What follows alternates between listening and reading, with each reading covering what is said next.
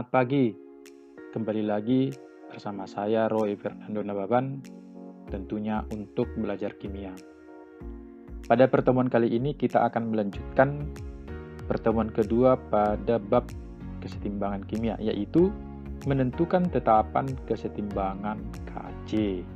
Pada pertemuan pertama kita sudah belajar bagaimana menuliskan rumus Kc ya. Sekarang bagaimana menggunakan rumus Kc itu dalam soal. Sedikit kita ulang tentang tetapan kesetimbangan. Tetapan kesetimbangan disebut juga dengan hukum kesetimbangan. Komposisi kesetimbangan tergantung pada perbandingan mol per reaksinya. Namun demikian, terdapat suatu hubungan yang tetap antara konsentrasi kesetimbangan, yaitu hasil kali konsentrasi setimbang zat-zat produk terhadap hasil kali konsentrasi setimbang zat-zat reaksi, masing-masing dipangkatkan dengan koefisien reaksinya. Hubungan ini ditemukan oleh Cato, Maximilian, Kullback, dan Peter Weck pada tahun 1864 dan selanjutnya dikenal dengan hukum kesetimbangan. Persamaan tetapan kesetimbangan. Persamaan tetapan kesetimbangan sesuai dengan stoikiometri reaksi. Secara umum, untuk reaksi A tambah B menghasilkan C tambah D dengan koefisien MNPQ. Maka rumus K-nya ditulis ada dua, di mana rumus K yang pertama kita kenal dengan Kc, ini yang sudah kita singgung sebelumnya ya. Lalu rumus K yang kedua nanti ada Kp. Ini kita pelajari di pertemuan berikutnya. Jadi pertemuan kali ini kita hanya fokus di Kc saja dulu, di mana penentuan rumus Kc masih ingat, selalu konsentrasi zat-zat yang ada di kanan dibagikan dengan konsentrasi zat-zat yang ada di kiri, masing-masing dipangkatkan koefisiennya. Tapi hati-hati dengan fase zat ya, yang digunakan adalah gas dan larutan. Sedangkan Kp, rumusnya mirip, hanya saja yang kita gunakan bukan lagi data konsentrasi tetapi P atau tekanan parsial, di mana Kp sama dengan tekanan parsial Cc pangkat P dikali dengan tekanan parsial Cd pangkat Q per tekanan parsial A di pangkat M dikali dengan tekanan parsial Cb pangkat N. Atau dengan kata lain, tekanan parsial zat-zat yang ada di kanan dibagikan dengan tekanan parsial zat-zat yang ada di kiri, masing-masing pangkat koefisiennya. Ingat, kalau Kc adalah tetapan kesetimbangan berdasarkan data konsentrasi, sementara Kp tetapan kesetimbangan nanti berdasar data tekanan parsial gas. Jadi, sehingga nanti yang digunakan pada rumus Kp adalah zat-zat berwujud atau berfasa gas. Perhitungan Kc. Oke, baiklah, kita mulai dari contoh pertama.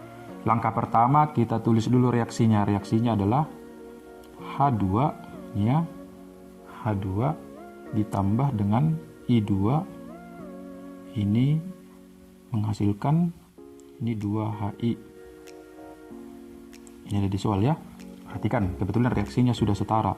Berarti kita lanjutkan dengan rumus Kc-nya adalah, ingat konsentrasi yang ada di kanan. Berarti di kanan konsentrasi Hi ini dipangkatkan dengan koefisien dibagikan dengan konsentrasi yang ada di kiri H2 dikali dengan konsentrasi I2. Demikian ya. Oke. Langkah kedua kita tulis tabel mula-mula bereaksi sisa. Di sebelahnya sini saja kita buat. Ini mula-mula bereaksi sisa atau setimbang. Ini kita tulis ya. Nah, demikian. Jadi nanti ada versi yang mau nulis mula-mula terurai setimbang, sama saja ya. Oke, kita masuk ke data soal. Kebetulan di data soal yang diketahui data setimbangnya langsung di data setimbang, di mana terdapat 4 mol Hi, ini ya. Ada 4 mol Hi, lalu 0,5 mol ini ya. H2 dan 0,5. Nah, ini dari mana? Ini dalam soal ya. Berarti baris data setimbang inilah kita masukkan ke dalam rumus Kc. Ingat, ini konsentrasi, ini masih mol. Berarti yang mana kita masukkan? Konsentrasi itu rumusnya adalah mol dibagi dengan volume. Kebetulan dalam soal masih ada data volume yaitu sebesar 5 liter. Maka tinggal kita masukkan. Nah, untuk berikutnya boleh diperhitungkan ini ya. Karena koefisien kanan dengan koefisien kiri sama, biasanya volume nggak berpengaruh. Demikian ya. Tapi boleh kita buktikan dulu. Maka rumus Kc sama dengan ini, jadi konsentrasi Hi ada 4, kita bagikan dengan 5. Ini pangkat 2 per konsentrasi H2 ini 0,5 per 5 ini ya, lalu dikalikan dengan 0,5 per 5. Nah, ini buktinya tadi. Jadi kalau koefisien kanan sama dengan koefisien kiri 2, ini ada 2, maka ini bisa kita coret langsung ini ya, 5-nya. Nah, maka diperoleh Kc sama dengan 4 kuadrat berarti 16 dibagi dengan 0,5 dikali 0,5 itu 0,25 ya. 0,25 itu sama dengan 1/4. Maka diperoleh Kc sama dengan 1/6 dibagi 1/4 sama aja dengan 16 dibagi 1/4 sama aja dengan 16 kali 4. Hasilnya 64. Demikian ya. Maka jawabannya Kc-nya sama dengan 64. Berikutnya contoh kedua. Tetap kita mulai dari langkah pertama menulis reaksinya. Reaksinya adalah CO ditambah dengan 3H2 ini berubah atau menghasilkan menjadi CH4 ditambahkan dengan H2O. Sudah setara, sudah ya? Karena sudah setara, baru kita tulis rumus Kc-nya. Berarti rumus Kc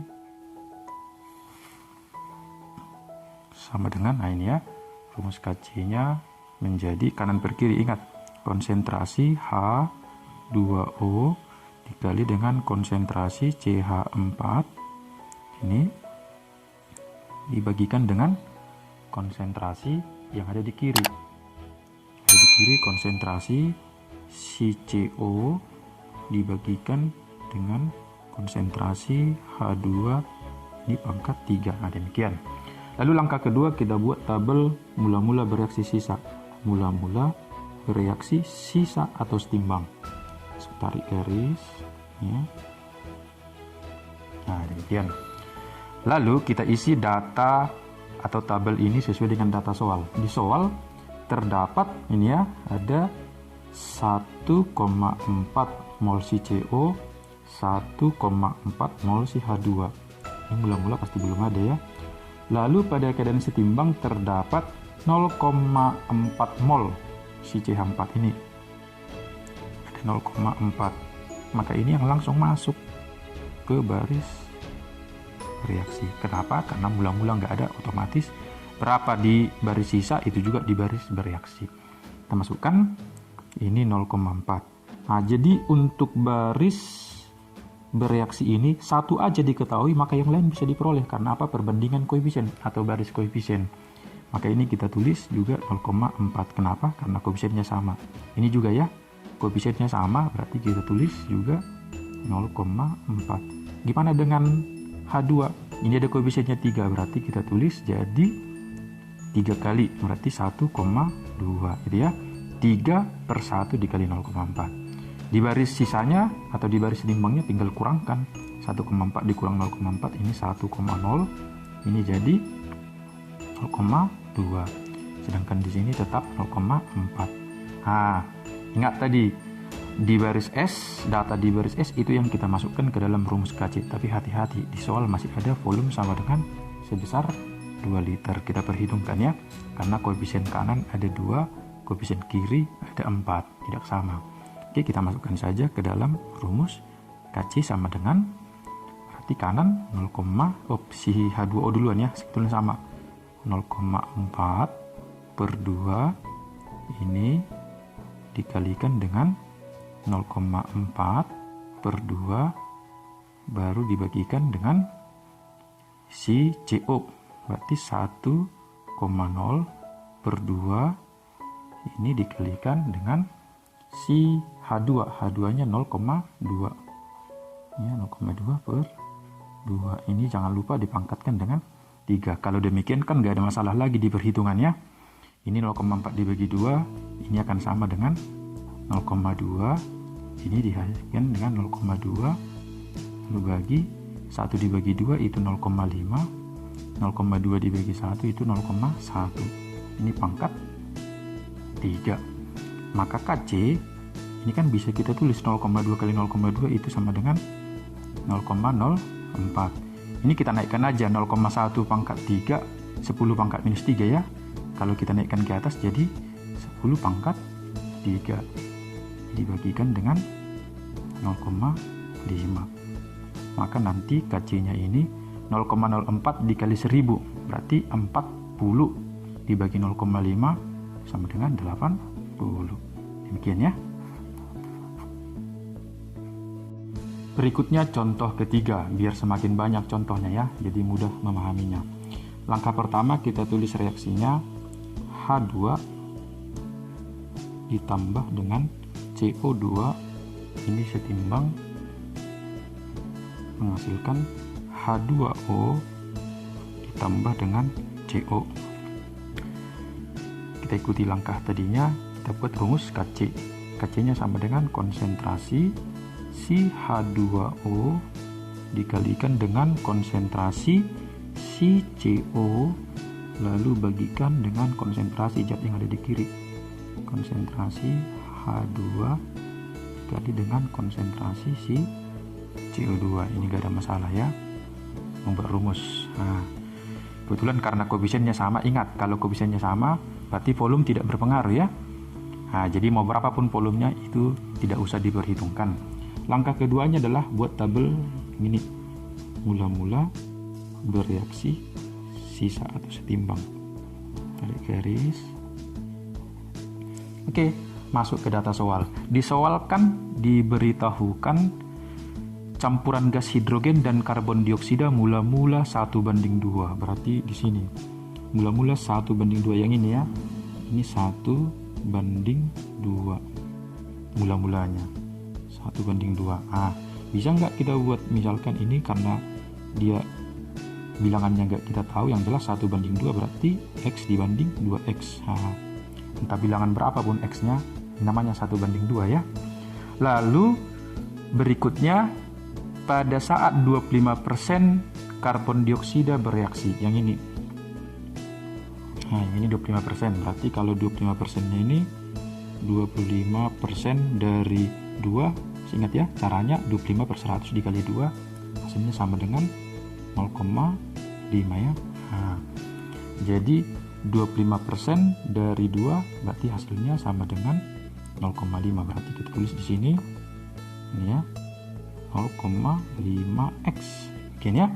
Ingat, di baris bereaksi satu aja diketahui maka yang lain diperoleh. Kebetulan sama koefisiennya, berarti ini juga 0,5x. 0,5x, gak ada masalah ini ya. 0,5x ini mula-mula tidak ada, maka di baris sisa tinggal kurangkan.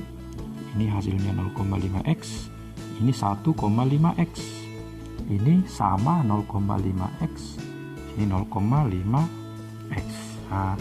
Di baris sisa ini atau di baris timbang itu yang kita masukkan ke dalam rumus KC.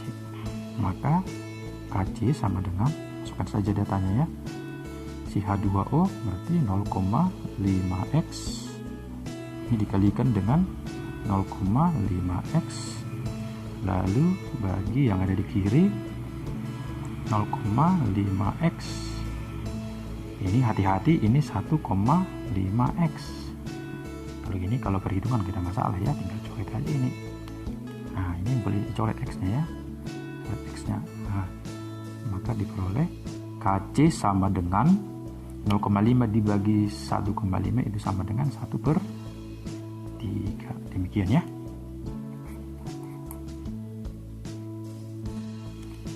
Contoh terakhir dengan bentuk soal yang berbeda ya.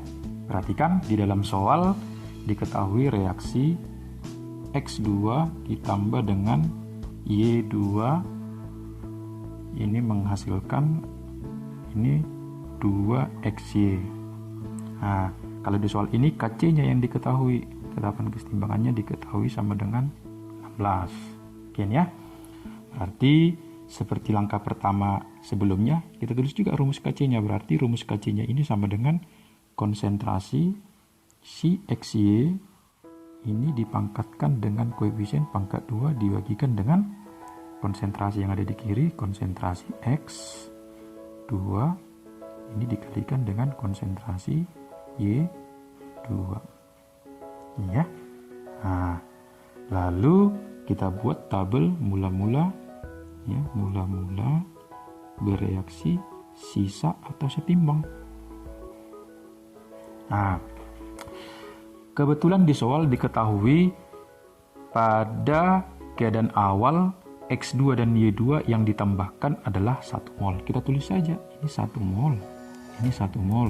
Lalu yang ditanya, berapakah XY saat setimbang yang ini ya? Berapa di sini saat setimbang? Ini. Nah, berapa XY saat setimbang? Maka caranya demikian.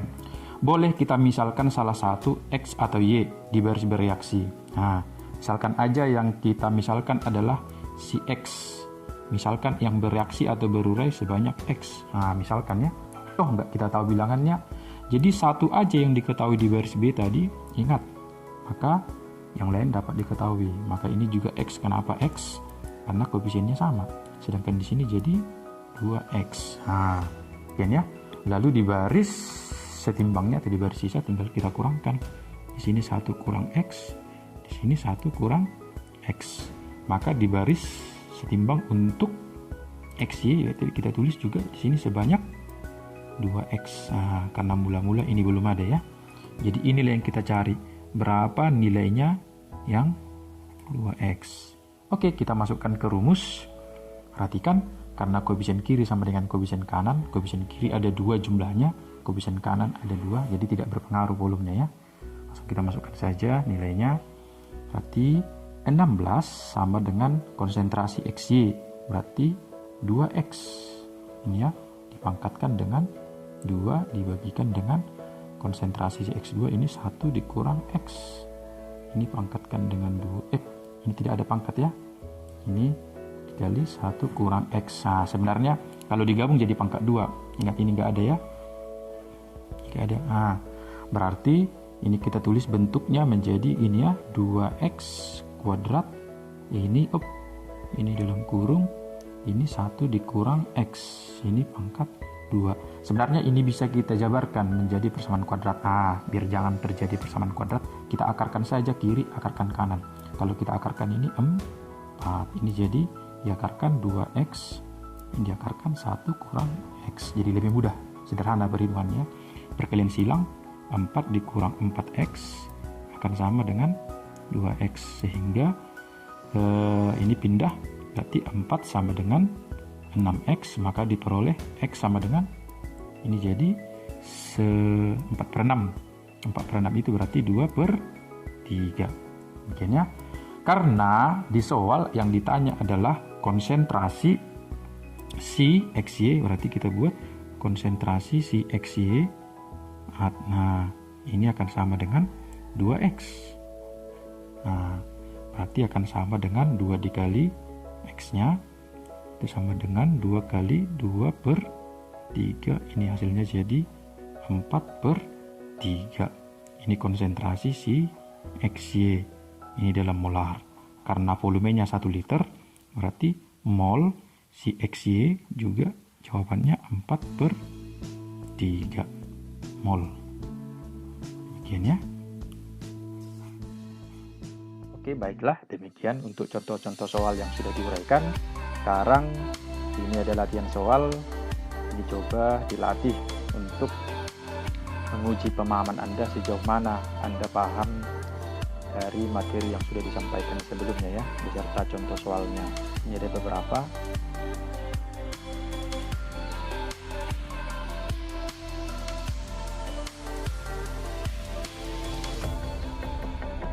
Oke, terima kasih sudah ikut bergabung dalam channel ini. Terima kasih bagi yang sudah menyaksikan, semoga berguna atau semoga bermanfaat. Bila ada pertanyaan, silahkan hubungi saya di kolom komentar pada channel ini. Siapapun yang ikut bergabung dalam channel ini, semoga berada dalam keadaan sehat, kuat, semangat, dan bersuka cita. Semangat pagi!